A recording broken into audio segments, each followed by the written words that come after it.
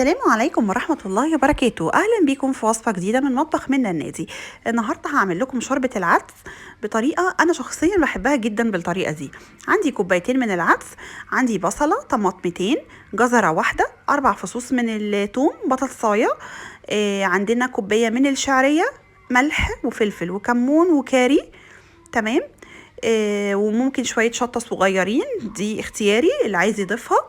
بعد كده بقى ببدأ بقى اني احط معلقة من الزيت ومعاها معلقة من الزبدة في حلة على النار، وبقوم مشوحة العدس فيها. بدل ما احطه كده كله يبقى مسلوق في مسلوق، لا اديله تشويحة كده في الاول، هيديله ريحة وطعم حلوين جدا وهيبقى لونه حلو قوي، وهتلاقوا الصفار بتاع العدس كمان حلو جدا ومسكر وجميل.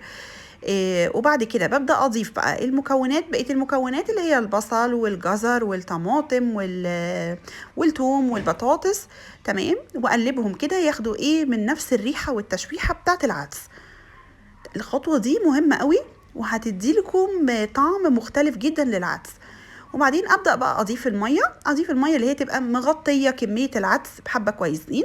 يعني ممكن أحط حوالي 4-5 كوبايات من المية كده تقريبا، واهدي عليه النار واسيبه نص ساعة كده لحد ما يستوي.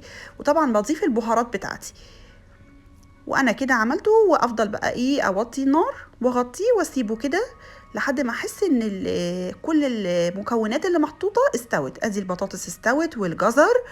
تمام. كده خلاص العدس استوى.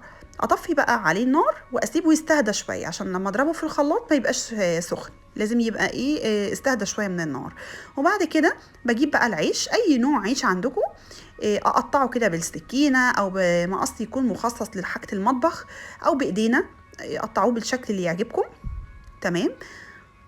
بقطعه كده مربعات عشان يبقى شكله كويس يعني في التقديم.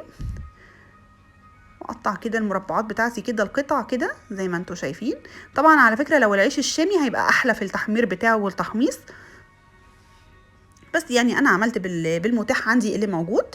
تمام. وبعدين جبت طاسة، حطيت فيها شوية زيت، وحطيت فيها العيش، وضفت عليه معلقة من الملح ومعلقة من البهارات ال7، وحطيته في الفرن يتحمص بقى على مهله.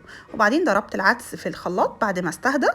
وبعدين في حلة على النار جبت شوية من شوية الشعرية اللي انا حطيتهم، كوباية الشعرية شوحتها في معلقة من الزبدة، وبعدين رحت ضايفة العدس عليها بالشكل ده 5 دقايق كده ولا حاجة، عشان الشعرية بس تكون استوت على النار. واوطي النار كده خالص، احس ان الشعرية استوت، اطفي النار على العدس واقدمه بالشكل الجميل ده. طعمه حلو جدا. ولو انتوا حسيتوا ان القوام بتاعه تقيل شوية، بتخففوه بالمية، ولا هتحتاجوا تحطوا مرق الدجاج ولا شوربة ولا حاجة. هتدوقوا طعمه مسكر وفي منتهى الجمال، هيعجبكم.